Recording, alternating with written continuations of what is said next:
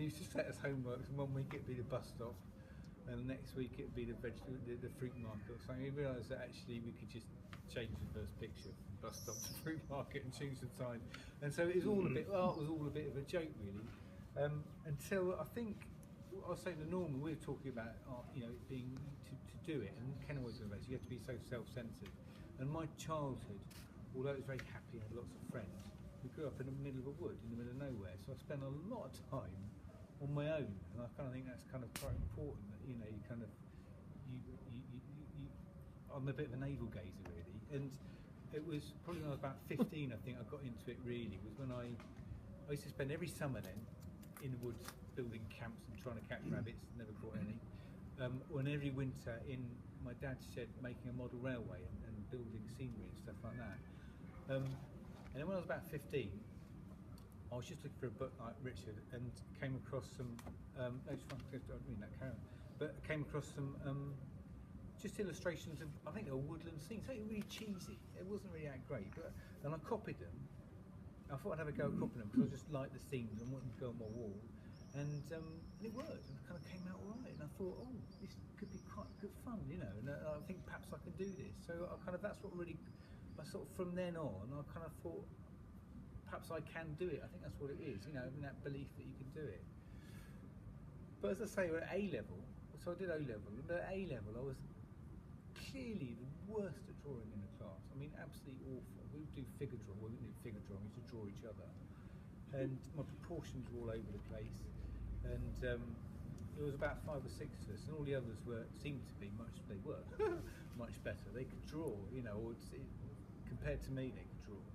And but I still kind of had a passion.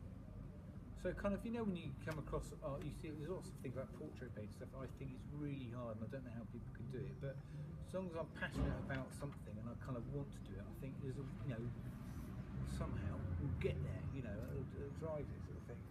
So at A level, I left my school under a cloud, but I left and started again at Newbury College, and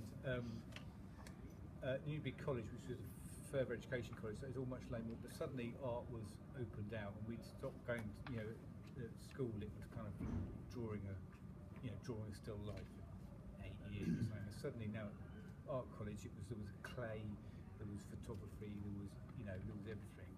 And it suddenly sort of became a bit more interesting. That's when I thought, yeah, I really want to do this. But I always knew that I wanted to paint, but I always knew that I was never ever going to make a living out of it, and that I was going to be an HGV driver. That's what I was going to be. So I was quite pragmatic, I suppose.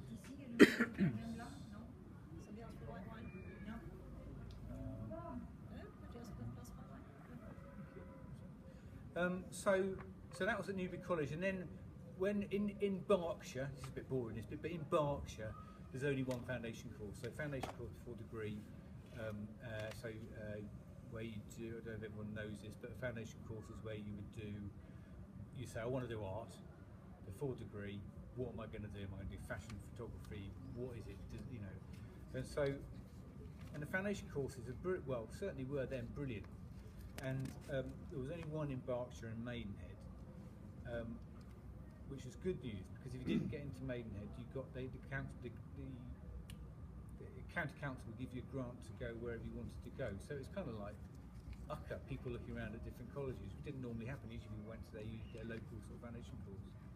So I looked around, and I really did go to deal with different colleges all over everywhere, and came across Bath and thought, oh, I'd love to get into Bath. And Bath is kind of the reason, that's what really, that city is really what got me into painting in many ways. That's kind of what, that, you know. What age are we now? How? How old are you now? So now I'm now I'm 47, but then I'm A-level, so 18, 19, something like this. Okay. So still very young, and I remember going to the interview at Bath, I mean, this is what you like at 18, and they said, who's your favourite artist? And I said, I was looking at the book of Impressionists, or was it Expressionists? And I remember the head of the course I knew later, and he said they selected people on the basis of people they could help. And I think he clearly thought I needed some help. So went to Bath, and that was fantastic. And at Bath, I had a tutor called David Cobb, who there's a guy called David Cobb Lee, who's a portrait painter, not him. This guy David Cobb, who first really introduced us to Sickert, I think, and Auerbach, and all those old school, and Bomberg, all those kind of old school English painters, or that sort of tradition of English painting. He was taught by Bomberg, I think, this guy, and kicked us out of the studio to do sketches, and the idea was bring sketches back and paint in the studio. And our painting studios were in a building, a terrace in Bath called Sydney Place, there were vast Georgian buildings, and the painting studios, there were three houses knocked into one. They're like a rabbit warren. There was sort of photographic studios and sculpture on the bottom, and then on the first floor was painting studios, and the windows, there were Georgian windows. The panes of glass were kind of like this, and they were like, you know, 3 panes, then 3. So there were vast windows, and it was great light. It was brilliant atmosphere to paint in. So that year was, as far as I'm concerned, college-wise, just the best year, and they were really encouraging. And we did a lot of life stuff. We did a lot of work on colour and drawing, and real proper stuff you'd expect to get from art college. But basically, you go off on your own and you start doing your stuff. And I was really enjoying it and getting on. And my tutor said at the time, when we were looking at a degree, where are you going to go? He said, Pete, you just want to be left alone for 3 years. You just want to get paint in the studio space and be left alone for 3 years. Well, that's what everyone got then. I mean, when everyone went to the degree, everyone was left alone for 3 years.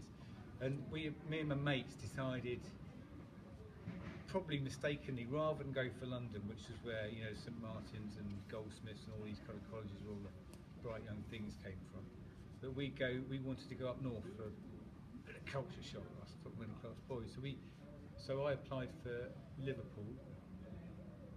Was my first choice in Manchester. Liverpool, I was so arrogant. I mean, I really thought I was a kiddie. Liverpool rejected me, and it took a clear half hour before I thought I'd come to terms with the fact it wasn't an administration problem, they hadn't sent the wrong letter out to the wrong, but I couldn't believe it. And then, so that was quite a drive. And then I applied to Manchester, and then got my second choice, which was Manchester. And Manchester was a brilliant city. It's got UMIS and the universities and the polys, and it was Manchester Poly I was at. So there's loads of really good student life. So great fun. And at the time, Acid House was going on, so kind of like the Hacienda, but a kind of a music movement that was all about all night raving and God knows what. And well, we weren't really particularly into that actually, so it was a really good place to be. But the course, when I forgot to the course, I carried on painting. I was sort of painting in foundation, not painting like this, but painting sort of impressionist, similar stuff that we've all been doing, impressionist landscapes, cityscapes and stuff like that. And when I got to a degree, I sort of carried on doing that. And I can't remember what tutor, but someone said they looked at it and said, it's like a knitting pattern, what you're doing. And it was just like, it was one little thing, it's amazing, but it just took the rug from under my feet. And I just thought, oh God, shit, I shouldn't be doing this.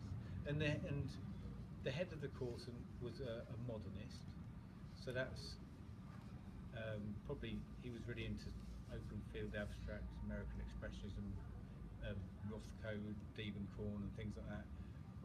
But Clement, he was a real fan of Clement Greenberg, who was kind of a real modernist.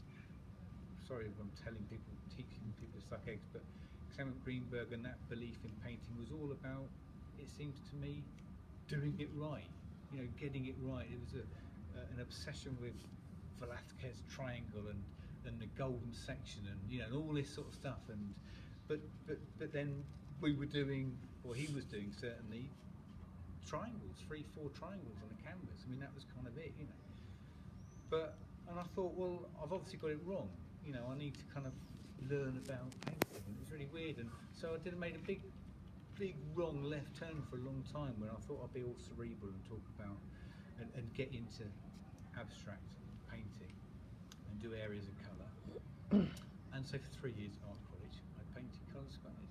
I painted a lot of colour squares in very primary colours. thinking, I'm going to get the hang of it.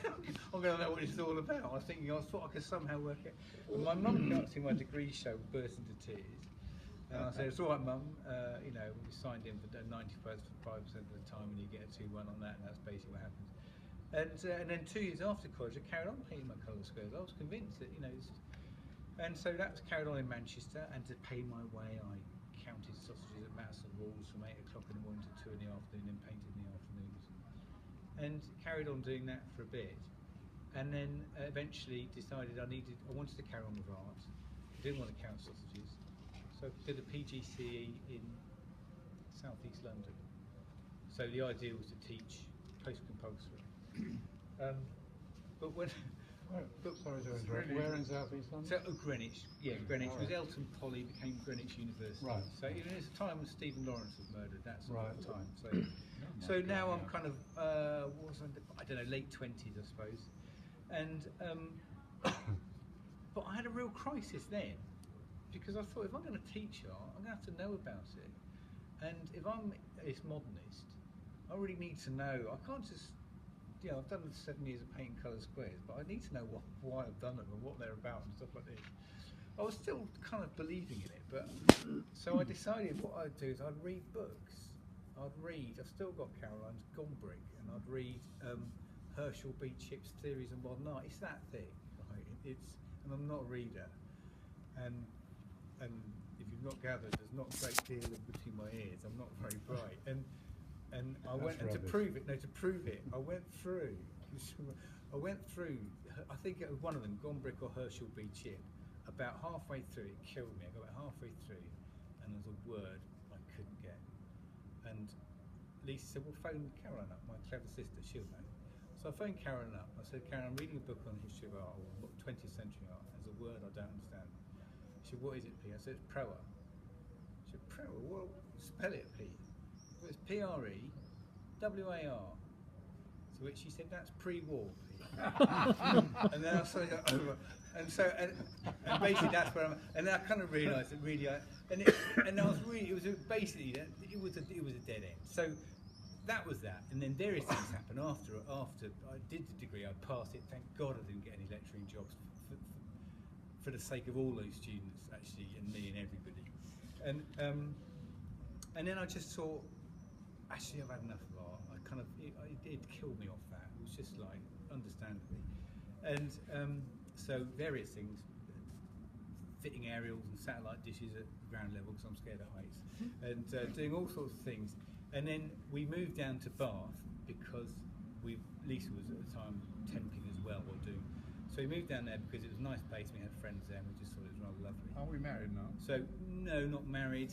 I think Okay. married. Yeah. I'm 25. I'm nearly coming up 25 years. So yeah, am I? I don't know when. No, I'm not married at that stage. No married, no kids. I'm in Bath, so that's why we're free spirits. Moved down to Bath, and in between contracts, there's no work basically.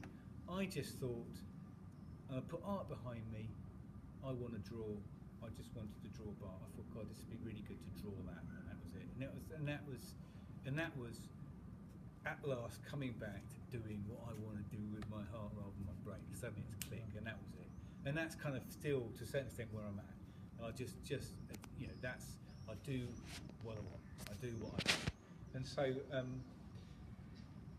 so that was fine. So I did these and I got into charcoal. And it's a shame. I didn't really think this through. I'd have brought examples of charcoal drawings because for about 4 years I just did charcoal drawings. But of course I didn't want to be brassic, and I wanted to make some money. So I did loads of charcoal drawings, took them around galleries in Bath, and no one, understandably, could really sell them because they weren't particularly good, for one, and also they were black and white, and it was quite hard.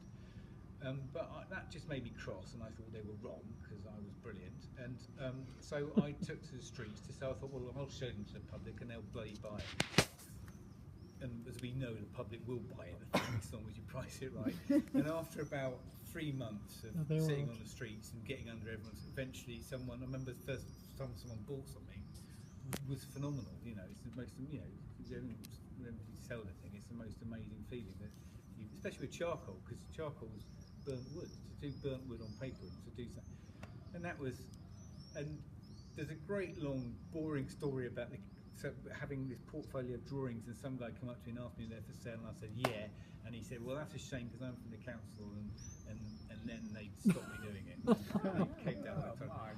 And then there was a huge fight, petition, and God knows what, and I had to go to the council meeting, and eventually we got this license put in place, which meant because everyone had these stalls, you know. It had this license. I said, but I want to draw the Royal Crescent and maybe sell a few there, and I want to draw this and maybe sell a few there. And it was quite a long process, but eventually the council, we designed this license based on, there was one in New York which was allowed an artist to it's called a roving license, to live in one area for 3 hours or something, but you could go there. And so go somewhere and sell it. It cost you £100 a month, but you could then sell your drawings on the street, which was great. And it meant in the first year I could earn a living. I could if I got out there 6 days a week, 7 days a week, in front of everybody, I could earn a living, and that was scraping by. And as I say, I got offered a job with a bloody van and doing aerials and stuff like that, which was like money, you know, or some money, you know, it's more than £10,000 a year, and my own van and stuff. And so we had a weekend then when Lisa and I, and she, you know, power to Lisa, she said, look, you know, what do you want to do? She said, your life. And so that was when I decided, right, this is it.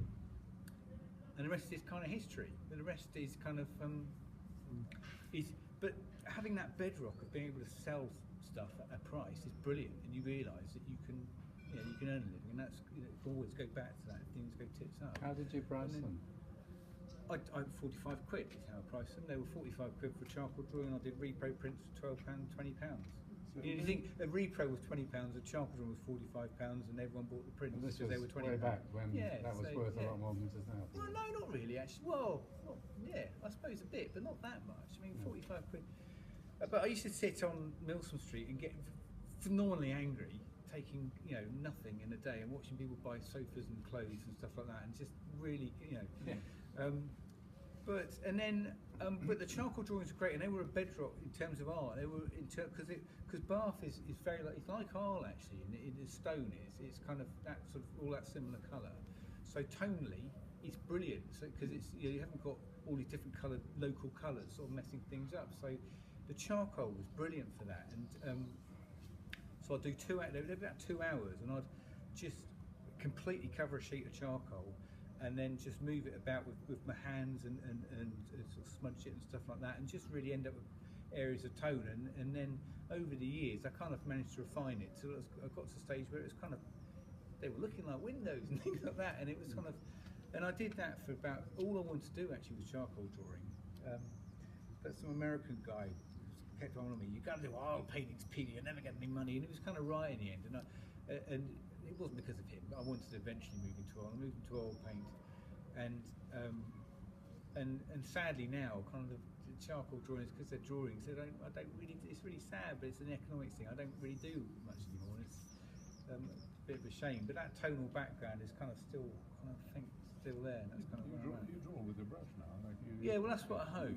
Yeah, me and my mate David Cobley, like the idea of painting and drawing, you know, to do it all in one is the idea, isn't it? Rather than drawing and filling, sort of thing. So, and I mean, in terms of kind of like breaks and stuff, there was a guy called Peter Kufeld who came across me in Bath. I mean, I got into things like Pastoral Society with the charcoal drawings and the RBA, Royal Society of British Artists, and all sorts of things, because they're very supportive, those societies, and they're really good. You get into the open, but my big one was what I really wanted to do was the New English Art Club, because that's kind of my home really, you know, Sickert and things like that. And for anyone who doesn't know, New English Art Club, I think everyone does, but New English Art Club was set up in about 1886, I think, in opposition to the Royal Academy that was too staid and doing a lot of studio work, but then people like Sickert and there's a guy called Fred Brown and I can't think, the name escaped me, but various people were influenced by the French in Paris, the Impressionist sort of thing would go to Paris, and they decided that, and they wanted to break away from the Royal Academy in that system, and so the New England Art Club was set up. So what's the situation now? Because the Royal Academy. Well, the situation now has come full circle, Yes. but it's a long time coming. But now we're right back. Yeah, but it's gone completely the other way around. But there was an interesting point where, in about the sort of 40s or 50s, where the New England Art Club was the staging post for the Royal Academy. So you'd get to New England Art Club, and it would be a kind of you're in a New England Art Club. It was a kind of, but that was fairly short-lived. But the New England Art Club had a lot of sort of movements that came off there. The Camden Town movement, Sickert moved away, and there was people like Nevinson who were kind of futurists, and people like that were kind of involved as well at different stages. But now, if we're honest, in terms of kind of contemporary, it's kind of probably a bit, not a joke, but it's not. I mean, serious kind of worthy artists, writers wouldn't necessarily see it as a contemporary thing. And the Royal Academy's gone completely. The other way, completely the other way. They wouldn't. But they still do exhibit figurative work. They do, yeah. But I mean, and also, I don't know. The Royal Academy, I just don't work. I still don't. Can I just ask you, Peter Kuhfeld, what was the link there? Well, Peter Kuhfeld was quite interesting because I was painting. So I got into New England Art Club anyway. But Peter Kuhfeld was, sorry, you're right. I was painting, working on Milson Street, and he was painting a commission of some. A consultant who, he's a baby's obstetrician, is it? Yeah. And he was painting his portrait at the time, and he was just wandering through town. He came across me, and he was quite amused, I think, and he picked up one of the paintings and asked if he could buy it, sort of thing. And then he told me his name. I didn't know who it was, and his wife Catherine said, she said, don't worry. And he was with a gallery called W.H. Patterson, who were Albemarle Street. And Bill Patterson had quite a lot of links with New England Art Club anyway. And it's the best way into any gallery is obviously through another artist, I think. And he was their kind of top man really there. So he showed it to Bill. Bill said, yeah, why don't I come down to Bath and have a look? And he was a lovely bloke actually, Bill Patterson. He came down and he came to the studio, looked at some paintings. He said, we'll take 3 for the Christmas exhibition, which is standard, isn't it? We'll take some for some. And I just sort of painted my 3 best and gave them to them. I mean, wet. One of them was wet. And, that Christmas, and they sold 2, and then one thing, and then they put in group shows, and then eventually one-man shows. And then with Patterson's, eventually I did 2 one-man shows with them. So this must be now 2000, somewhere around then. Yeah, so I'm 33 then at a stage. So that's quite. We're doing all right. And then Bill Patterson dies. He gets taken over by Patricia Patterson, who's mad as a spoon. She's like a Barbara Carton type. And a guy called James Carr was running it. And anyway, she decided she was going to sell the gallery. And I just thought, well, this could be a hairdresser. They're just trying to get rid of the lease. It could be anything in this gallery. So I looked around, and the Messmans were they were the gallery that I would have always, Messmans or Browns and Derby, really. I've not told Dave Messman that, but they were, well, it's worked. And so I wrote, and at the time we'd done a couple of shows with Pattersons that were kind of Oxford and Cambridge. We did Oxford and Cambridge, and we thought, well, that sold rather well. So we did Oxford and Cambridge Revisited. It was kind of, and I just started doing one of the Thames, and a show at the Thames. So halfway through that, I was going to show it in November. And I thought, well, let's just shop around. So I wrote to Messams and showed photographs of the paintings of this show that I was ready to do in November. So I was a package kind of ready to go, I think, really. So it's quite useful. And he was quite up for it. I mean, they're into boats, I think, as well. It was all quite helpful, And he just he said, yeah. He just came down to Bath and said, let's do it. And he took me on, and that was 2004, I think. And we've done 10 shows since then, and it's been really good. And they are. I mean, I moan about them because everyone moans about their dealer, and they charge me left, right, and centre for every single thing. But actually, they love painting. He loves painting, and that's the dealer really loves painting, and it's it really makes a difference. And he's not prescriptive in any way. He tells I can paint whatever. I remember one year, one of them's got an awful portrait of a family in it, rendered. And I said, I'd quite like doing this. He said, if you want to give me an exhibition of your kids, you do that. I don't mind. I'll try and sell anything. I think it's slightly different.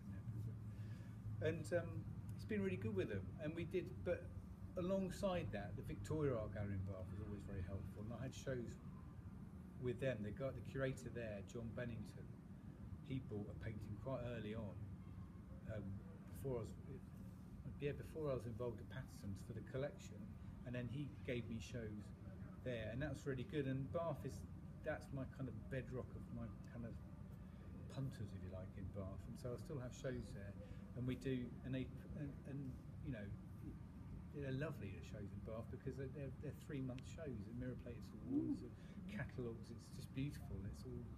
That's really lovely. But I mean, that's all the mechanics. Do you sell at a similar price in Bath as you Yeah, do? yeah, totally. I mean, that is it. The price is it. That is the price. And you know, you can't, if you're fannying around with Tom Coates has fannied around a bit, and he's absolutely completely taken it. I mean, it's just What date's your next show? So the next show at Messham's is January next year. And how long will it last? How many weeks? It will last for 2.5 weeks, up and down, bang. That's it. Yeah, I mean, Because with our local art group, I mean, if anybody's charging more than 400 quid or something, Yeah. you know, it's yeah. Well, I know. I mean, that's kind of that's the thing. I mean, and it's also kind of, you know, but that's all kind of the board. I mean, I'm really lucky to be able. All I have to do now is paint. I don't have to think really about selling, which is lovely, and I'm really lucky to be in that position, sort of thing. But the main thing is the painting. You know, is kind of, you know, is just a love of painting, and you know, painting with Ken and meeting people like that is brilliant. And there's still, and I think there still is. There's a growing. I think there's a growing, especially in the States. There's a massive amount of people who play their painters. And I think, but I just think it just operates on a slightly different level. The art world's sort of up there and doing stuff, you know, wacky stuff. And there's a huge amount of people who are just painting, and a huge amount of people who are consuming painting. And it's just kind of, it's separate now. But I love it. I need to do more charcoal drawing. But this is, and the funny thing about coming down here, we always, with these catalogues, I can't remember, it was a Bath show 2 shows ago, so probably about 5 years ago. No, it was when I did a book called Brown's Bath. I decided I wanted to do, I've had everything I've ever painted is photographed, everything, on transparency, even everyone was saying digital. I stuck to transparency, and it's good now because early digital files are useless. So I've got it all in boxes, and now I'm on digital. And I always wanted to do a book on Brown's Bath, and that book isn't necessarily my best painting, but it's me learning to paint. So it's paintings that I picked out of all these transparencies. A dealer would have put together a very different book, but it's all the paintings that kind of meant something to me at a time, and I moved on. And so you start with very dark, kind of that drawn and filled sort of painting when I was painting on white ground, and a lot of filling going on, through to kind of I don't know when I printed it, 2008. But in that book, I was doing it with John Bennington, the guy at the Victoria Art Gallery, who was helping me kind of just as a favour really, and he wrote a foreword. And I said, just with the pictures, I've just written a bit of wibble, stuff that things happen, or just to give you an idea of where they were. And he said, we'll have this, why don't we keep the wibble in? It's not, nothing's not intelligent, it's not, but it's just quite interesting because it's what happened. And that really caught on, and we've done it in all the catalogues now. And I sort of keep a very grim diary, and every night I write a bloody diary. And right, not really. And but it's quite interesting because it's really hard to get over to, not you lot, but to get over to the general public that, you know, what we're all doing, that we're kind of standing there and paint, and they do not. It takes such a, you have to tell it so many times about how the paintings are made, and you know, because you're competing with people who are going out there taking photographs and doing them in a studio, or just doing them straight from the internet. There was a guy at Patterson's years ago who did a show of Venice, but he did the Grand Canal the wrong way around because he did it out of the catalogue, and it was printed the wrong way around. But so that diary thing is quite important. And then about I can't remember how many shows it was. A show before this one, was a show we did oil sketches where Dave Messam said, right, Pete, let's just put everything in the next show. How are we doing for time? Are we all right? Yeah, okay. Okay. Let's just put everything in the next show. So we did. It was a big disaster actually, because he wanted to keep these diary notes. I drove down to Devon, I stopped on somewhere, had a piece, saw a view, did this little sketch, and we put every single one of those paintings in the show. 200 paintings in the show. And what it meant was you couldn't see the wood for the trees. There was a lot of tat in there. There was a lot of good stuff, and a lot of bad stuff as well. So we kind of moved away from that and sort of slowed down and doing sort of slightly bigger work. So I mean, working at this rate is probably not helpful, particularly for a dealer, I don't think, because it's kind of, 3 paintings a day. So this is quite intense, really. And so I'm working now on bigger paintings. And I'm trying for the next show. I've got this thing in my head now, where rather than running around everywhere, like I think, is that Home and Abroad? I think that might be Home and Abroad. This show is, this is London, Devon, Cornwall, India, Barcelona. There might even be some France. I think there's some Loire. There's some France in there. Yeah, some Loire as well. So, that's ridiculous. I mean, it's good fun, but it's kind of so. I'm in a really lucky position to be able to put on these shows, and it's just dawned on me that it's really nice to put on a really cohesive show that's about something. So the next show, these won't be in the next show. The next show will be basically Piccadilly and Regent Street almost. Interesting. Those Picking up on one of the things you said. If you paint from somebody else's photograph, you're actually breaking copyright laws. So it's funny. You should only paint from your own photographs if you're painting photographs. Bizarrely related to that, I wanted to paint the Theatre Royal in Bath. Yeah. There was a problem with me painting the stage set for copyright. I don't understand, but there you go. But so for the next show, I've ordered some ridiculously big, massive canvases, but I can't do them on site. I'm not much cop at squaring up and doing them in a studio, so I don't know. There's a big. And presumably it'll be different people who buy them, partly because of price, but partly also just because of space. Who knows? Who knows? I would struggle to accommodate a huge. Yeah, no. I mean, the last show it was about 30, 35. That was kind of the staple, and that worked really well. But you're right. If it gets to vast, but it's just having a laugh here. There will be other paintings, and you're right. Have you ever done the projection thing where you, rather than square up, have you projected? Well, projected my other painting onto. No, project a photograph and. No, I won't do that. I won't do. See, this is where I'm really anal and really pompous, and this is kind of what I'm all about. Is that I only want to paint from life. I have no interest in representing. The harder it is, almost the better it is. The struggle of changing time and space and temperature and noise and colour and space onto 2D plane, freezing an oil paint. That'll keep me going for my life. Interesting, and it's kept us going for hundreds and hundreds of years. And to say that's done, I think it's just. But I used to commission, as an art editor on magazines, I used to commission artists to paint illustrations, right? John Heseltine was one, I don't know if you know him. It was all done through